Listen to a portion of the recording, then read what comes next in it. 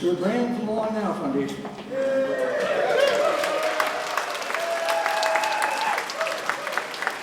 Talk about ambition. Look at that baby. 900 pages of ANATHEM, and I got a sort of an early copy a couple months ago, and read through it, and I figured, well, you know, this will take a while, but I kept speeding up, and because I got completely drawn into the world, as I think you will be. And as I started getting toward the end, you know, toward what would be an ordinary book left, I started slowing down, because I didn't want to leave the world of ANATHEM.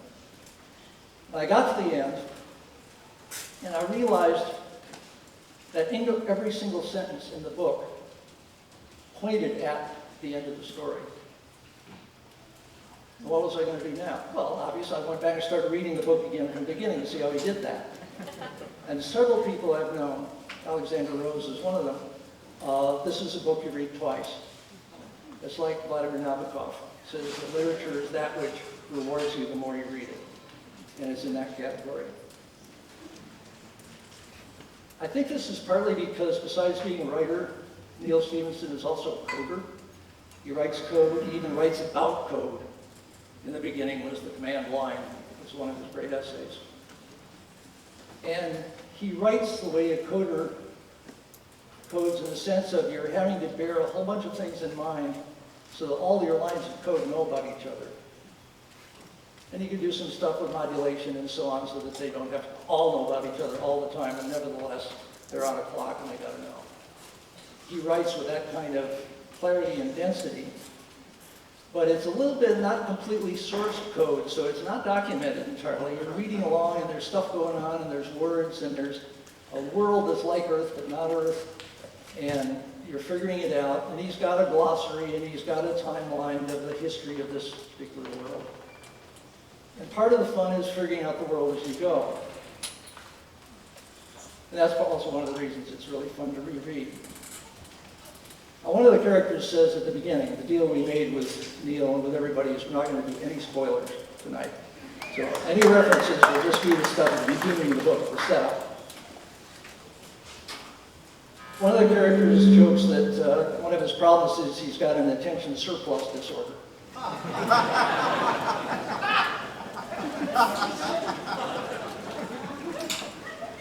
And what's interesting about this book is that, one, it makes you sort of glad he does, and see a world that part of it runs with people who do that, who have an attention surplus disorder. And Neal has enough of one that is present in the writing, and part of what he's teaching us, the reader, is to have an attention surplus disorder, which is exactly the intention of the Long Now Foundation.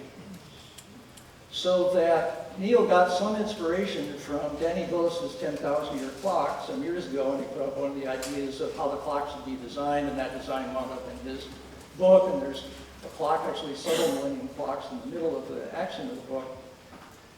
This evening is, a seminar about long-term thinking. This is what happens when an author, and as we join in, us readers, take long-term seriously. Because this world, as Danny Hillis says, is a great story that takes place in an alternate reality, where people take the long-term seriously. And it turns out to be tremendously rewarding and attractive, and that's why you don't want to leave the book, you don't want to leave that world. But Long Now is here, the clock's being built, we got parts of it outside, so all of this is actually happening as we speak. All the characters, all the beginning characters in the book sing, this sort of singing. And within the singing, they are proving theorems. They are reciting some of the numbers of pi. And those of you who want to stay afterwards, we're going to do an experience with working with these folks of cellular automata chanting. We tried it a little while ago in the green room, and it is amazing to do. I urge you to stick around for that. I believe we're now set up to do a little more music, and then a reading from the author himself. How are we for music?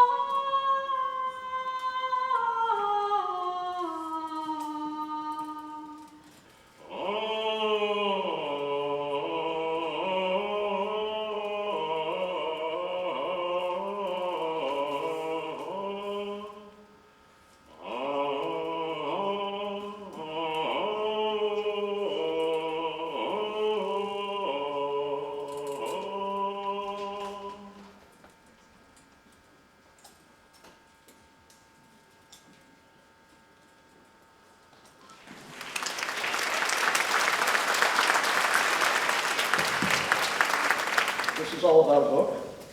It is all about an author. You find that many of you have these little cards. If you want to write questions on that, they'll come up to Peter Schwartz and Kevin Kelly, who will process them and pass them up to me. And after Danny Hillis talks for a while with Neal, we'll join in with some of your questions. And now, here's himself, Neal Stephenson.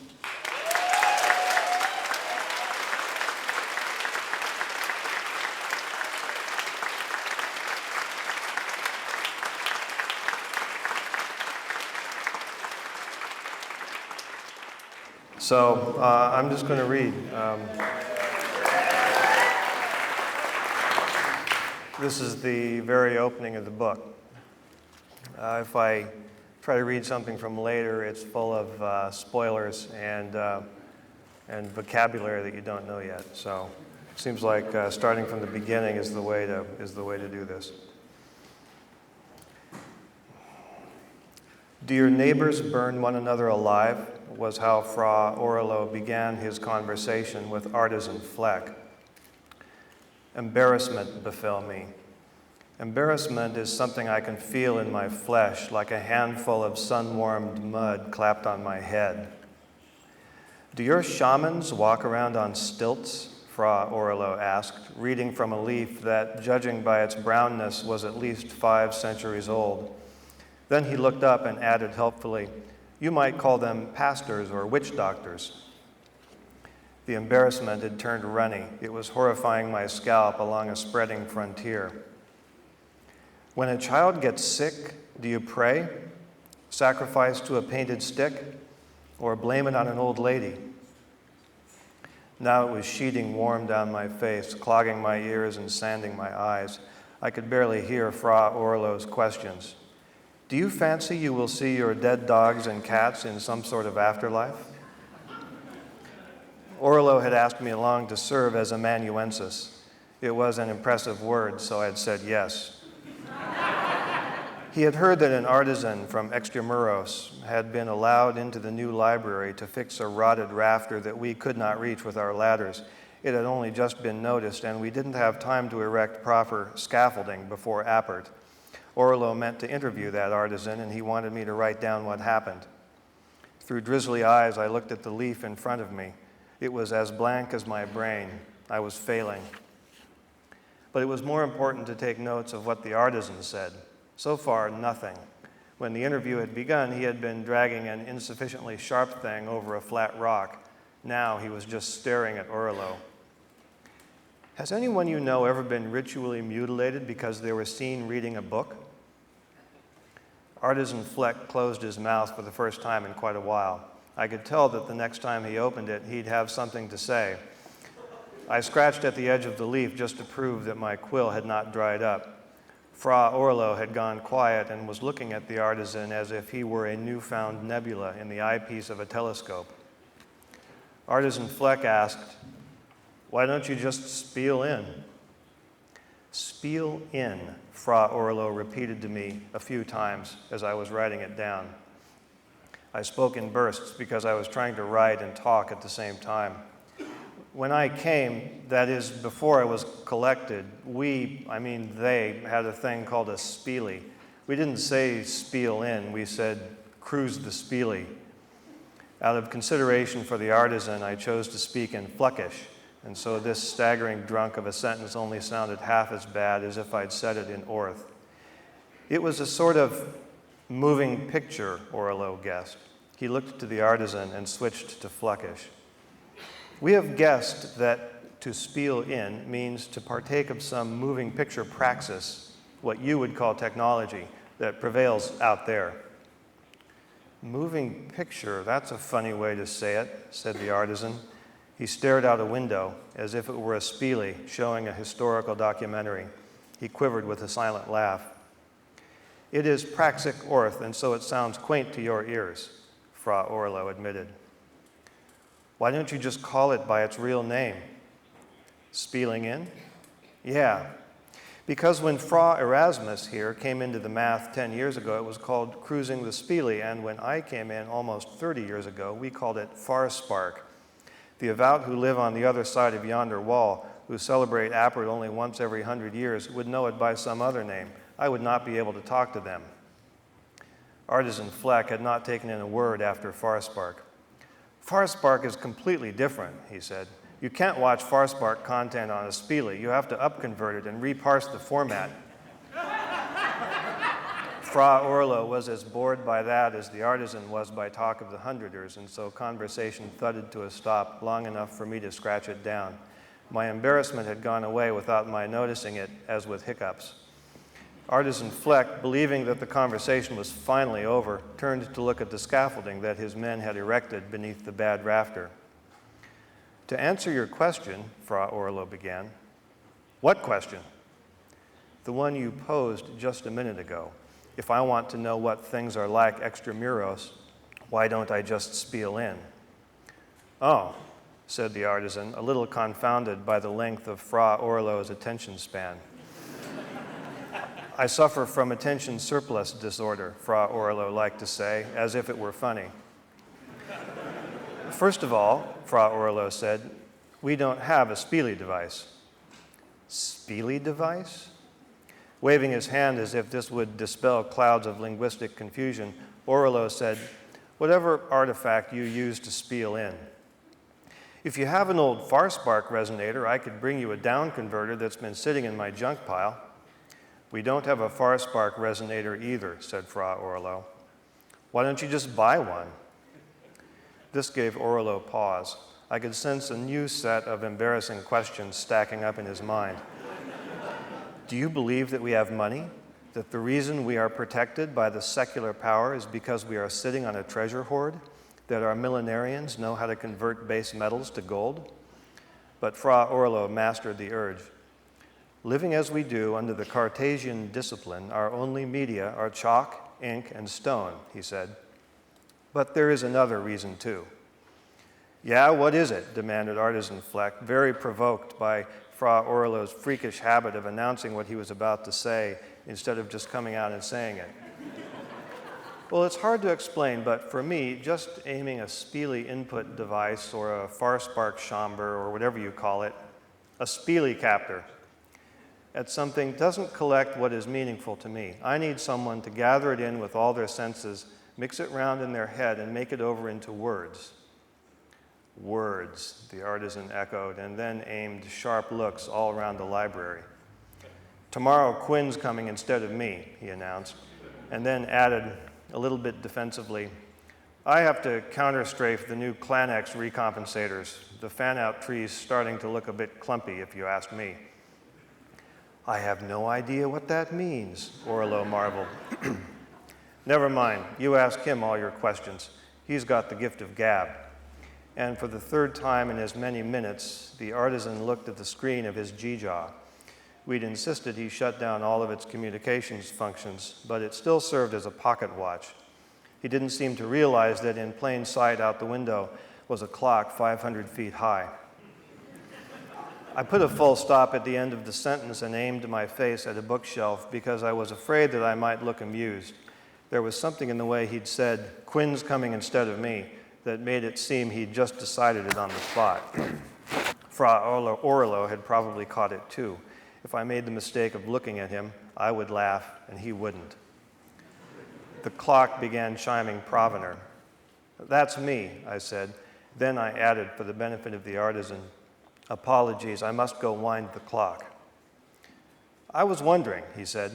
He reached into his toolbox and took out a poly bag, blew off sawdust, undid its seal, which was of a type I had never seen before, and withdrew a silver tube the size of his finger. Then he looked at Fra Orlo hopefully.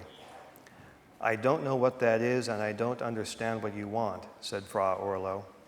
A Spiele captor.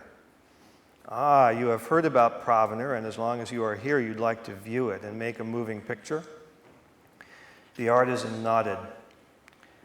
That will be acceptable, provided you stand where you are told. Don't turn it on. Fra Orlo raised his hands and got ready to avert his gaze. The warden regulant will hear of it. She'll make me do penance. I'll send you to the Ita. They'll show you where to go.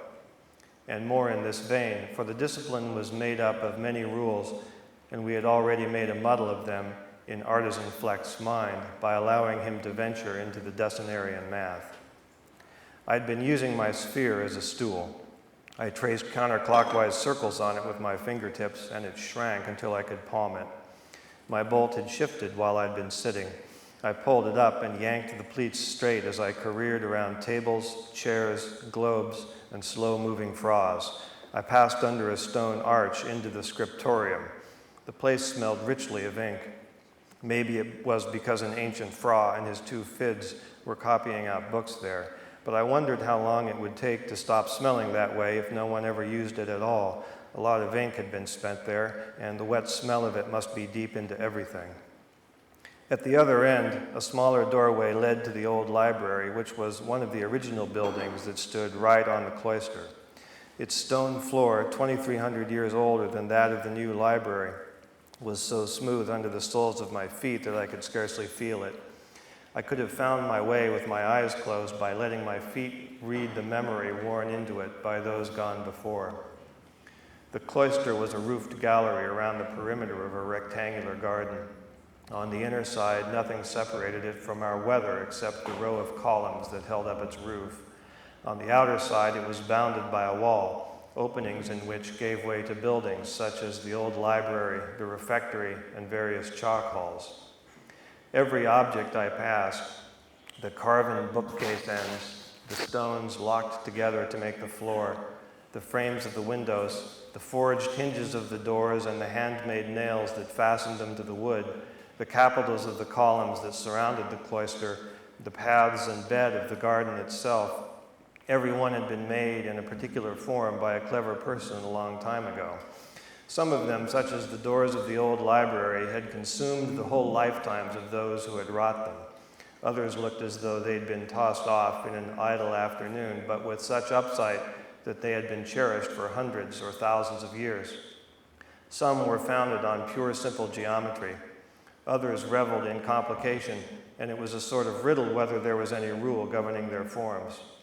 Still others were depictions of actual people who had lived and thought interesting things at one time or another, or, barring that, of general types, the deolator, the physiologer, the burger, and the swine. If someone had asked, I might have been able to explain a quarter of them. One day, I'd be able to explain them all.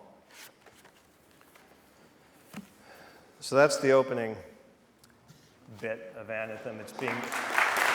Thanks.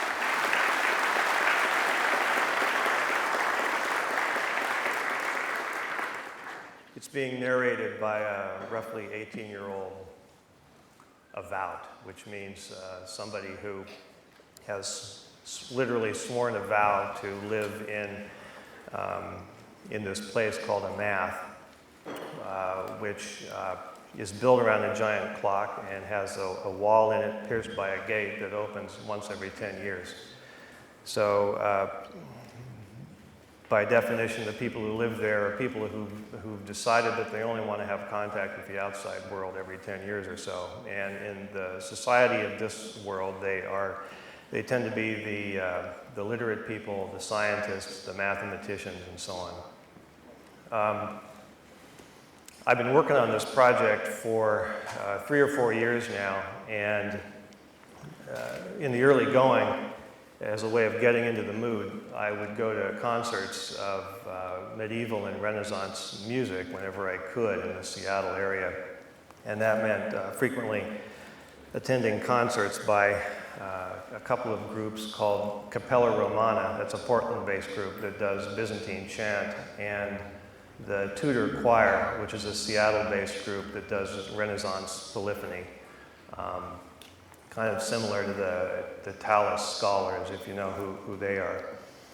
So a couple of years ago, I was going out to dinner with David Stutz, a friend of mine, ex-Microsoft person who has retired and now works as a professional musician. And he and our wives were going to a concert of a group called Trio Medieval, which, again, as you can guess from the name, does early a cappella choral music. And I, over a couple bottles of wine, explained the premise of this book. And we spun up an idea that I assumed would disappear and never be heard of again after we sobered up, which was that it would be amusing to try to actually create the music that the avowed, the people in these consents, would actually make. And structurally, it might have a lot in common with medieval liturgical music of the planet Earth, but the key difference is that instead of glorifying a religious idea, this music would have the purpose of glorifying some idea from mathematics or science or philosophy that the avowed felt to be particularly beautiful. And David went to work on that and has composed a number of pieces which are being released today on a CD that is available through the Long Now Foundation. All profits from the sale of the CD, once we've recouped the fairly minimal cost of production, are going to go to the Long Now Foundation. And David's here this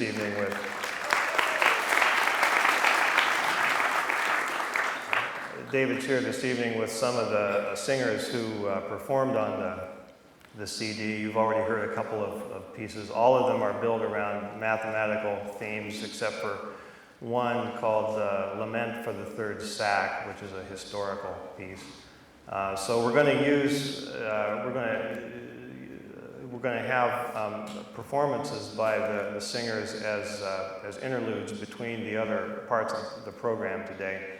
And I can't remember which piece is next, but we're going to transition to that now. So. David Stutz, and hopefully the mic's working. Yes, there we go. Thank you, David. Yeah, okay. And you guys can come on out and join me here. We started with a couple of very slow-moving chants, reflective, meditative music. One of them was essentially a sort of meditation on the Abrahamic theorem, which is the Arab equivalent of the Pythagorean theorem, and that along with many other things show up in the book later on. I don't think that's a spoiler to say that. So we talked about that. I recited a few digits of pi from the balcony there, and Thomas's original piece that we sang in the beginning is a cellular tom-tom. That's 16-color cellular tom-tom that computes the prime numbers, which is certainly one of the beautiful mysteries of the universe. Now, we're going to do the one piece that isn't based on math.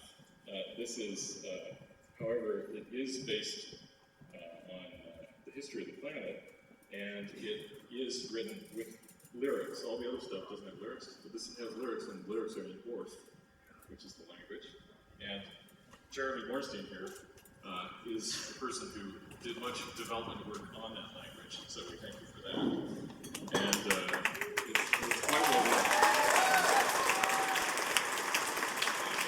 As long as I'm not going to talk more than this. As long as I'm talking, I'll introduce him. This is Jim Bennett, who's joined us from Seattle, and Thomas Thompson, Linda Strandberg, Melissa Flagman, Jeremy Bornstein I mentioned, and I'm David Stutz. So without any further ado, we'll sing the lines.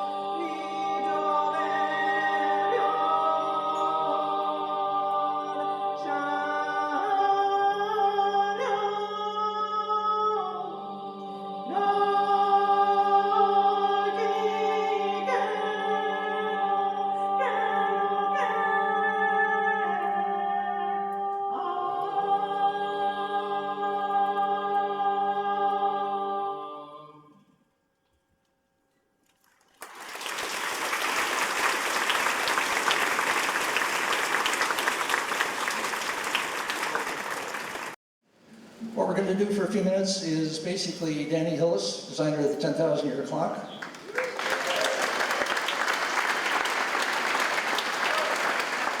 And Neal Stephenson, who built a clock before he did. We're going to talk a little bit, and we'll get some questions from you coming up in a little bit from these guys, and then we'll add those to the mix. Here you go. This got started, the book got started in the mid-1990s at a hackers conference in Reno. So tip of the hat to Glenn Tenney and anybody else who's involved with the hackers conference. Hackers conference people here? Yeah. It's a sea of darkness. And that was when I first heard about Danny's idea for the 10,000-year clock, and Stewart was at least one of these two, and so I can remember talking to both of you guys about the idea at the time, and I think that between the two conferences that I'm remembering, I went on a trip to Eastern Europe and went to a lot of little towns where they had nice old town squares, town halls, where the clocks were stopped. And in my mind, the stop clock in the town square became a kind of emblem of a society that had something wrong with it or that wasn't working. So I think when I came back for the second one of these, I asked, was the clock that you were thinking of, was it going to be an incredible engineering tour de force that would run for 10,000 years with no human intervention, or was there going to be some kind of human institution connected with it that would keep it running? Because the latter, to me, sounded more interesting, maybe because it offered more opportunities for book writing. So would you like to comment on that decision? Well, actually, of course, being an engineer. Yes. Of course, in the beginning, I imagined doing an engineering tour de force, but then, and in fact, quickly it started out with how do you power the clock, and of course came up with all of these ways of doing it with the occasional earthquake or wind power and realized they were all basically much more boring than people taking care of it and winding it and so on.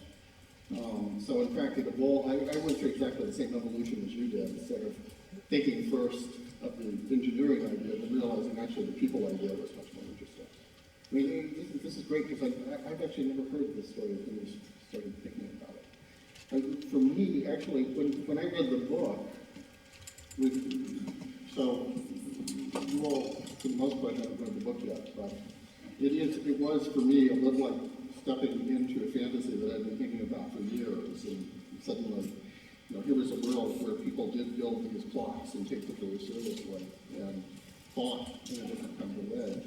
And if I did that, I knew you were working on the book, but I actually went back to sort of where you started engaging with it, and I found a whole diagram that you had done about the chambers opening up. Do you remember that? Yeah, that was, I think, 1999, and Long Now Foundation was getting ready to do an upgrade on the website and asked me and several other people to contribute sort of back-of-napkin sketches. Not necessarily as serious engineering proposals, but just to convey a sense of how different people were thinking about the idea.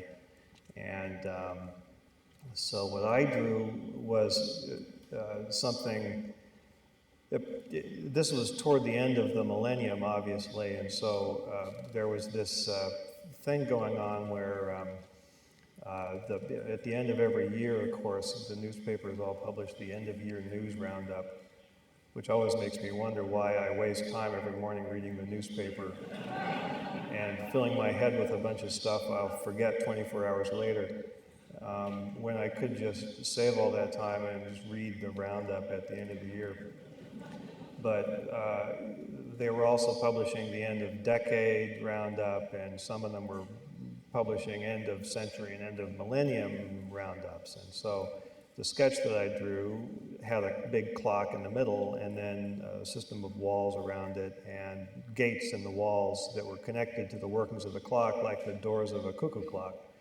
And the theory was that the doors would open at certain times, certain intervals of time, and while they were open, anybody was free to go in or out, school tour groups or whatever. But if you were on the inside of a gate when the door closed, you were making a commitment to remain there until the next time that it opened, and during that time not to have contact with the outside world. So that's the thing I think you're referring to that went up on the website. Stewart? I got a question for Danny, which is, as I recall, Danny, you had some relation to the year 2000 and your thinking that led up the clock. What was that? So, I guess that was really probably the year 2000 was what for me. Does that work better? Yes. Got it.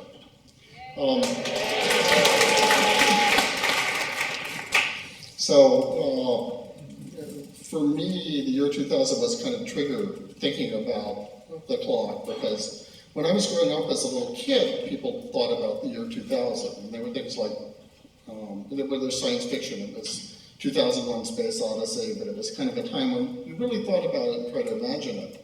And that was in the 60s, and then I sort of noticed that by the time we were getting to the 80s, people were still just thinking about the year 2000. It wasn't like the future had stretched out. So it was as if the future had been shrinking by 1 year per year for my whole life. And that sense of the shrinking future, I think, became obvious to everybody as we got into the 90s. And in fact, it became this sort of apocalyptic, end of the world thought, and the Y2K bug was going to happen. And in that form of thinking, I ran across this story, which has been repeated here many times, but it's such a good story I'm going to repeat it again, which was the story about the oak beams in New College, Oxford, which was a common room was built centuries ago, and the oak beams were beginning to deteriorate in this century, and they needed to replace them. And by then, you couldn't just go down to the lumber yard and buy a 40-foot oak beam. So they started asking around. They realized that Oxford owned the forest, and they went to the Oxford forester and said, "Do you have any big oak trees?" And he said, "Oh yeah, we have the ones that were planted to replace the beams in the New College chapel." And when I heard that story, I realized that we were really missing something, that nobody today would do that, and we really, in some sense, sold ourselves short. We sold the future short. And that artificial barrier of the millennium was causing us to really lose our own futures. So the clock was originally a project about thinking about that long-term future and trying to do something concrete. And as an engineer, of course, I wanted to build something.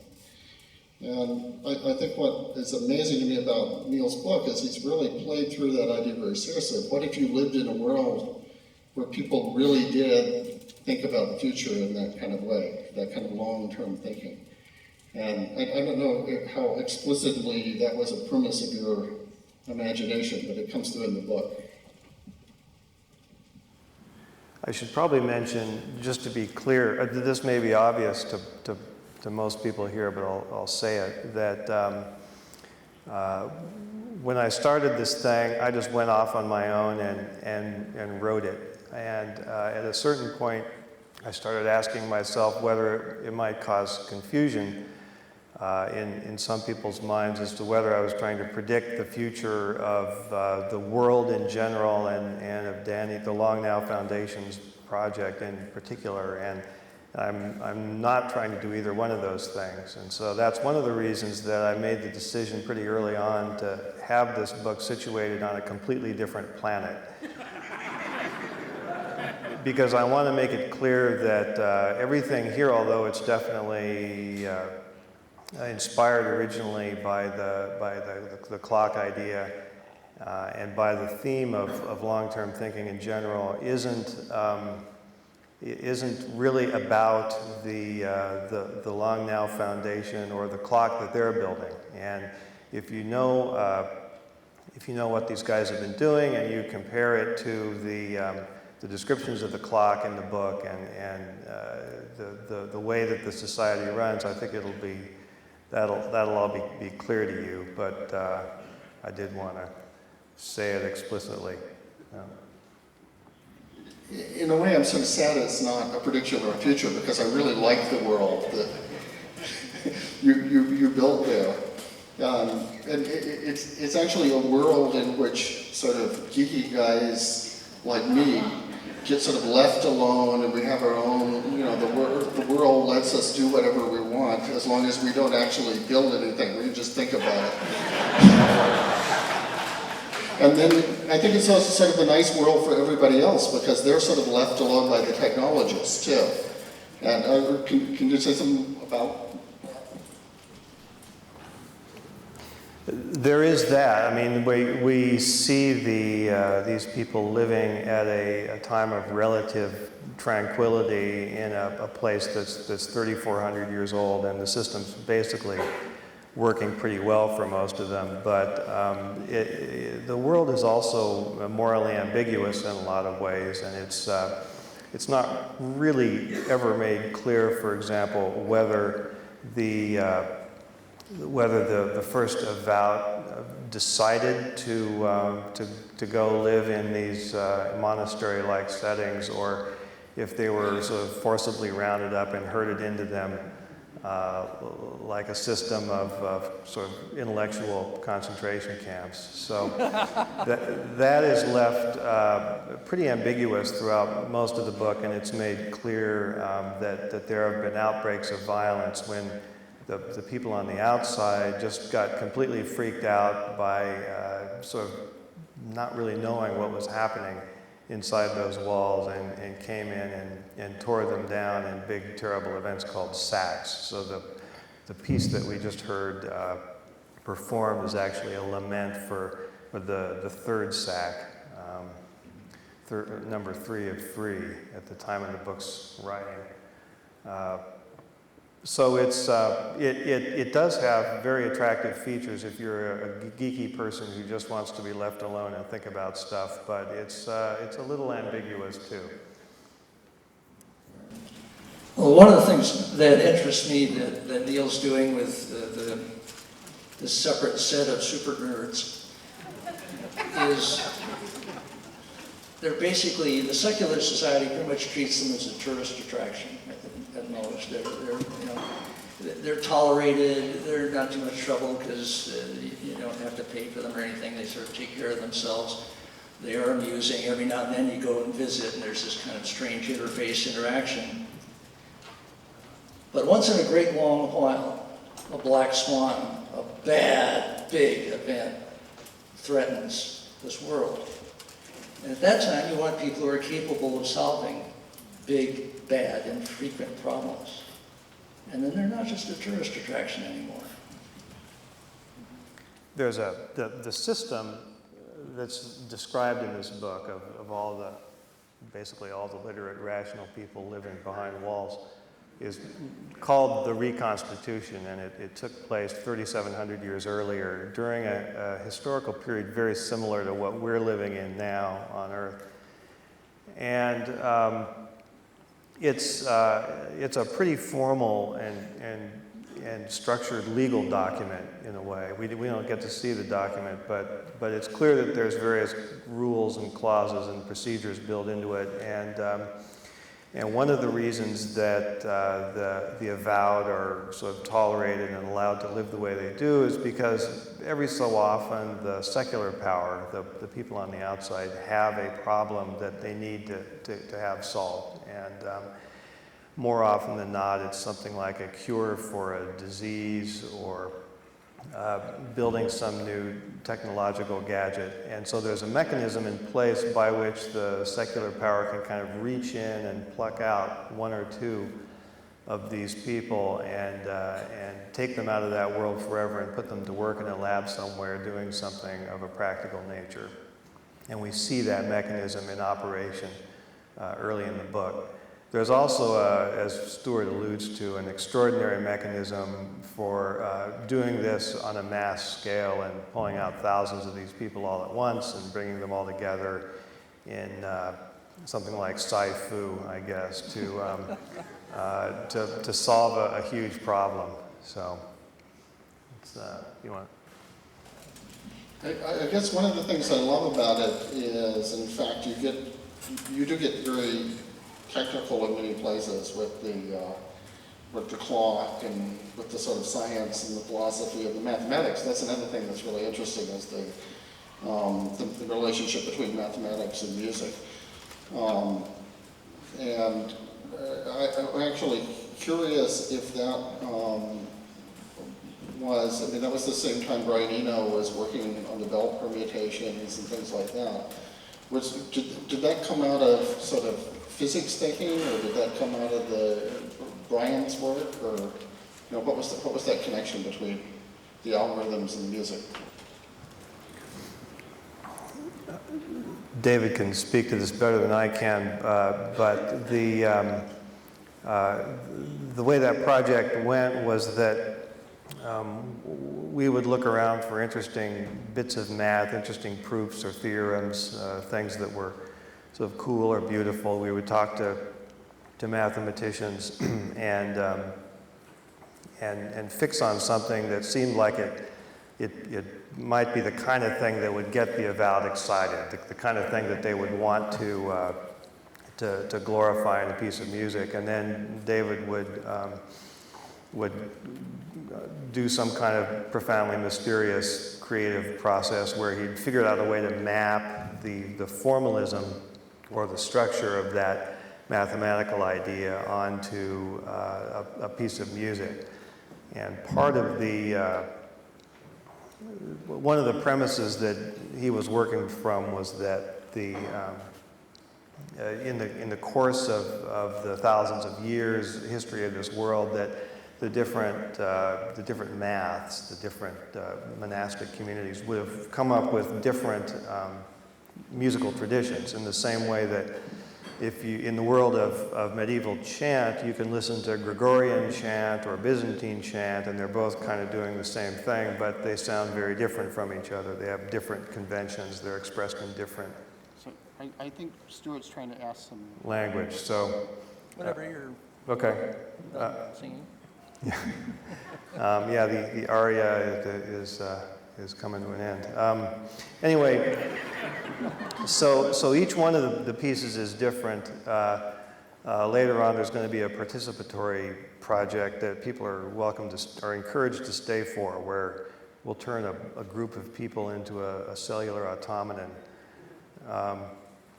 But they're all different, and they're meant to be a sampling of different styles of mathematical music taken from different eras of this world. Here's almost a yes/no question. Is there any direct influence of Hermann Hesse's Magister Ludi, the glass bead game, in this book? No. People keep asking me that, but I simply haven't read the book. It sounds like a great book. I haven't read it. So. I love when it's that clear. Here's a question. ANATHEM oozes with linguistic creativity. Why? What do these very, very realistic languages do for your fictional world and for your readers? And also there's an inspiration question. Does Tolkien have anything to do with this? Well, the language question is a bit complex. There are a number of English-like words that I had to derive just in order to tell the story. And the book was written and basically finished with that vocabulary, which ended up it's in a glossary in the back of the book. And all of those words are kind of me stretching English words and Latin and Greek words and kind of recombining them to make words that sound good to me and fill certain roles. When the music project reached a certain point, we needed lyrics. So some of the music doesn't really have lyrics, it's just vocalizing sounds, but we wanted to have lyrics for things like the Lament for the Third Sack. And I'm not, it's good to know your limitations, so I'm not a Tolkien. I am not the kind of person who can come up with a dead classical language on the fly. So, so I started looking around for someone who might have those skills, and Jeremy Bornstein volunteered. You've seen him on stage tonight doing some of the singing. So there is now the beginnings of an Orth language that Jeremy's put up on a web page, and when you hear some of the words spoken in the music, that's what you're hearing. It did also feed back into the text of the book at some point, mostly in proper names. I went through and stripped out some of the old proper names that just sounded like bad Greek and replaced them with Orth names that I thought were a little less lame. This is one of those you've been writing for a while questions. And, you know, Snow Crash, Zodiac, Diamond Age, on through Cryptonomicon, the Baroque Cycle, and now Anathem. Does one book lead to another for you, or is this each one just a new event? The Cryptonomicon was a break from the previous books, but it led to the 3 Baroque Cycle books.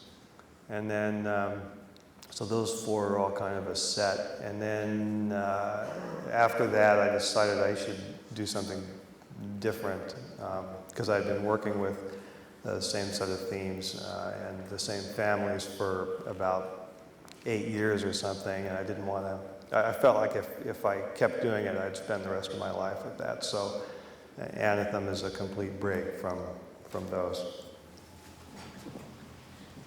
So I'm curious. I've already admitted that I would really like to live in this world. Do you find it an attractive world? Would you actually like to be there as opposed to the worlds in your other books? Yeah, this one's not too bad. I mean, it's interesting. People throw around the word dystopia quite a bit, and I'm never entirely sure what they mean. And I think people are using an extremely restrictive, or well, extremely broad definition, where a dystopia is any world that's not perfect.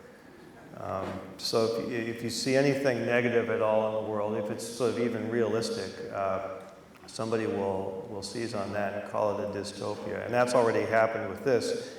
I don't think it's that dystopian. I think it kind of reflects, you know, it's kind of on average about as bad or as good as this world is. But it's certainly got a cool place for nerds to live.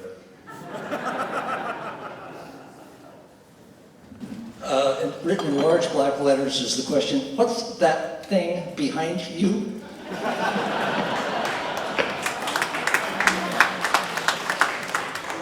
So as we're building the clock, we're building prototypes of various pieces of the clock. And this particular thing behind us is called the Chime Generator. And it is something that will be actually in the clock. And it's actually, many of the people that have worked on it are here in the audience. I don't know if Paulo or Alexander or Chris Rand are here. But this has been a labor of love for a lot of people over many years. And the basic idea is that when the clock chimes, every time it chimes, it plays a different sequence. And this was actually, Brian Eno noticed that this is the kind of thing only Brian Eno would notice, that the number of days in 10,000 years is almost exactly equal to the number of permutations of 10 bells. So he observed that, and then we designed a mechanism that would actually play through every permutation of bells over a period of 10,000 years. So every day when you wind the clock, it plays a different sequence. So it is an algorithmic, it's a random number generator in effect, but it will generate a sequence that every day is a different permutation of bells. And in fact, are we going to be demonstrating it at some point here? Okay, let's actually try to get it to work.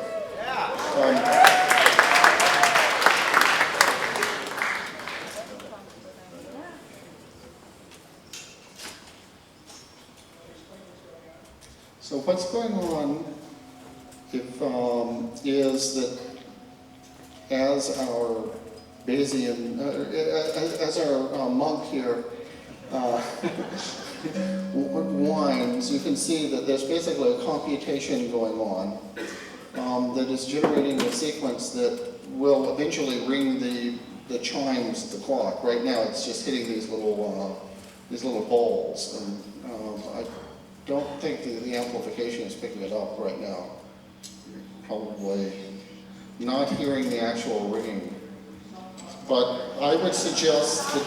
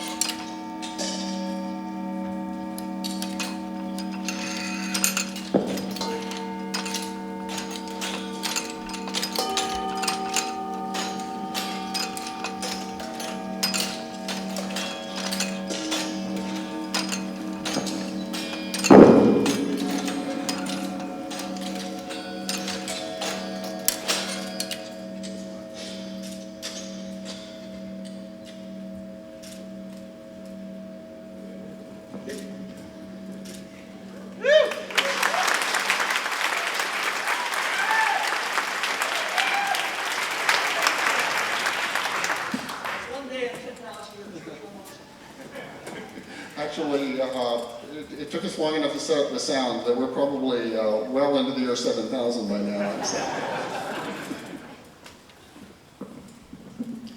All right, Neal, you've been living in the ANATHEM world even more than your readers. So the question is, do you find yourself needing or using the vocabulary from your book in your life now? In general, can you talk about how ANATHEM has infused the way you wander through the world? And speaking for myself, it's already infused the way I wander through the world. And Danny earlier was noticing he found the secular world kind of shallow and tedious and hasty. I don't know, this is one of those questions that calls for a great deal of self-reflection and self-awareness and self-consciousness, which are habits that I really try to avoid because I find them to be sort of counterproductive when it comes to literary output. So I would have to ponder that one for a good long while. I will say that I've been increasingly troubled the last few years by how little time I spend reading books. You know, I know that it's because I'm spending time instead doing email, surfing the web, that kind of thing. And I would very much like to get back into a habit of spending more time kind of alone, quiet, and devoting long spans of time to reading stuff. And in a strange way, the answer to that, or an answer, is going on a book tour, since spend vast spans of time in airport departure lounges waiting for the air traffic controllers to give me permission to take off and so on. This is a kind of interesting and technical question. It's argued that the medieval monastic system theocracy is an actualization of Plato's Republic. Do you see this as perhaps a better realization or vision of Plato's Republic? Well, not Plato's Republic, but the book it's all about mathematical Platonism. And these people have a philosophical tradition that dates back several thousand years to their equivalent of Athens and their equivalent of Plato and Socrates, and they use formal philosophical dialogues as a means of pedagogy and of hashing out ideas with each other, and they drop into these dialogues at the drop of a hat. So there's a lot of that in the book, maybe too much for some people's comfort, but anyway, they spend a lot of time talking philosophy, and the idea that they're mostly talking about is mathematical Platonism, which is the idea that, I guess a succinct way to put it is that 3 was a prime number 1 billion years ago. Even before there were any human beings who could think about prime numbers or say what it meant to be a prime number, that 3 was still a prime number. If you believe that, you are some form of a Platonist, and it's a pretty common way of thinking among mathematicians and scientists today. I think in humanities departments, it's taken about as seriously as the idea that lightning is caused by an angry god on a mountain throwing thunderbolts made by his crippled half-brother or whoever Hephaestus was. But it's a really serious kind of philosophical issue, and people are thinking about it in a serious way today. If you look at the acknowledgments webpage, you'll see links to some people who've thought in a serious way about this within recent centuries and decades. Just to give you an idea of how much mathematicians are heroes in this book, there's one point in the book that's a very complex situation where the fate of the entire world is threatened, and sitting around, one of the mathematicians is very optimistic, well, we have a protractor.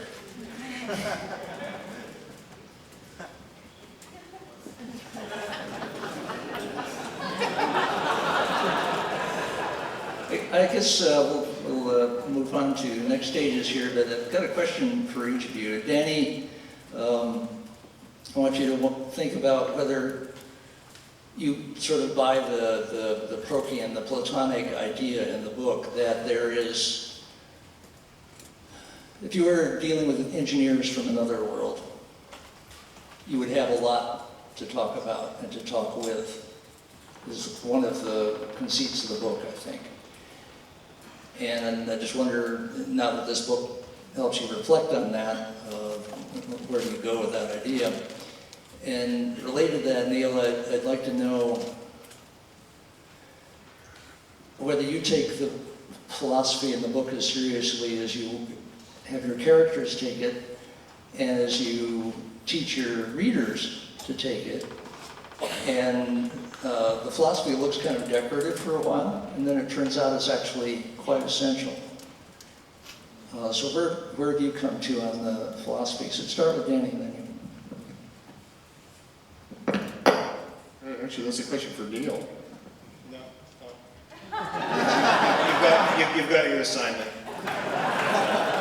Well, I guess where, I mean, in some sense, that conceit of the book, as you say, that you can communicate against to people that, in some sense, you don't have any culture in common with, is part of the conceit of the clock, too.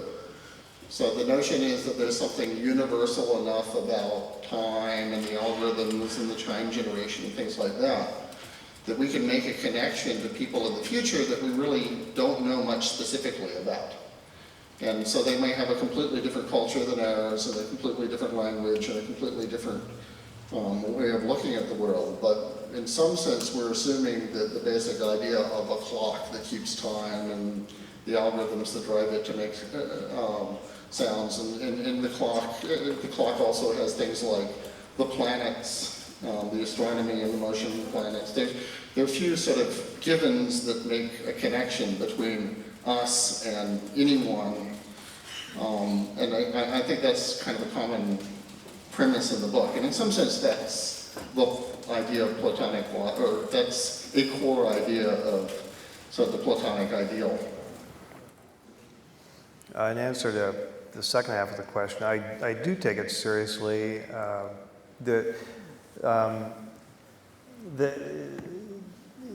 Once in a blue moon, if you ask mathematicians about this, once in a blue moon you'll meet one who's not a Platonist, but for the most part, they tend to believe that when they prove a theorem, they're not making it up, but they're uncovering something that's really out there and that really exists. And there's all kinds of sound reasons to feel that that's the case. So even though out-and-out Platonism has been kind of a dead letter in some areas of philosophy for a long time, people like Kurt Gödel took it extremely seriously and devoted a good part of the last half of his career to working on it and to countering the objections of positivists who he felt were attacking that idea and who were peddling a really unsound way of thinking about this. So, go ahead. I just want to say something about what the idea was that we're talking about, because I think it's left out a little, which is that, there's this sort of amazing thing in mathematics that you do these manipulations of arbitrary symbols on a piece of paper, and you do something like calculate what an electron is going to do, or how a planet is going to move, or something like that. And then somehow the real world actually does those things. So there seems almost a magical connection between these equations that you're writing, this sort of arbitrary formalism that's almost like music or something like that, and something that really happens in the world. So there's a sort of fundamental mystery. Why should the world be like that? Why should it be that we can go off into a room and that somebody can solve some equations and, predict that if you do this experiment and, look at a star far away, you'll see a certain thing, or that light will do a certain thing, or that a molecule will do a certain thing. Why should the world, in some sense, have anything to do with this game that we play with the symbols of mathematics? And it is a fundamental mystery that we kind of take for granted, and we stop thinking about it because we don't have anything much to say about it. And in some sense, that's the thing, when Plato thought about that, but people have sort of given up on the idea, not because it didn't seem like a great idea, but nobody sort of knew where to take it next. And in some sense, what Neal's book is about where you might take it next. Well, it kind of forces you to believe in really spooky stuff, like the notion that there is a Platonic world out there where all of these pure forms and ideas kind of live, and they're eternal and they're unchanging. And somehow it can exert a causal effect on things in this universe, because we're living in this universe when the mathematician sits alone with the pencil and paper and does math. According to this idea, that mathematician is perceiving things that belong in this other realm. So the realm is making a cause and effect relationship on this universe, but we can't exert any reciprocal cause and effect relationship on it. So that just seems really spooky and weird and unsound when you put it that way, and so hence all of the discussion. One more, basically yes or no question. Do the monks in your story read science fiction, or do they read only old science fiction? Well, they talk about it. It's called spec fic in the world of the book, and they're aware of it, but they can't see anything that's more recent than the last time that their gates opened. So they might look at it as kind of old historical documents, but I guess the basic answer to the question is that this is not one of those very weird science fiction universes in which there is no science fiction.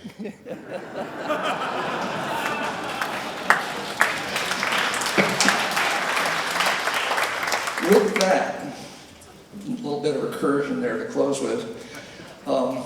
We're going to have one more hit of music, And then various things will continue, and you're welcome to stay. What will happen is both doors will open into the bookstore. People who've already ordered or want to get a pre-signed book, that's on the left-hand, that door. And people who are getting a fresh book and want to get it signed as long as Neal's hands holds out will be the line going out this door. Also, there will be two things going on in here that you may or may not want to stick around for along with the conversation.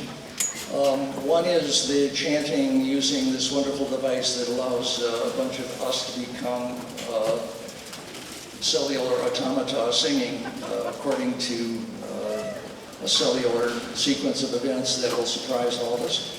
The other thing is there is a form of martial art in the book that is referred to at one point as shovel fu. There's veil lore, there's lore, there's a whole martial art element that goes on, and I understand we're going to have a demonstration of that probably on the stage so none of the audience gets hurt. And that's where we are tonight, and I can thank Neal for a great evening.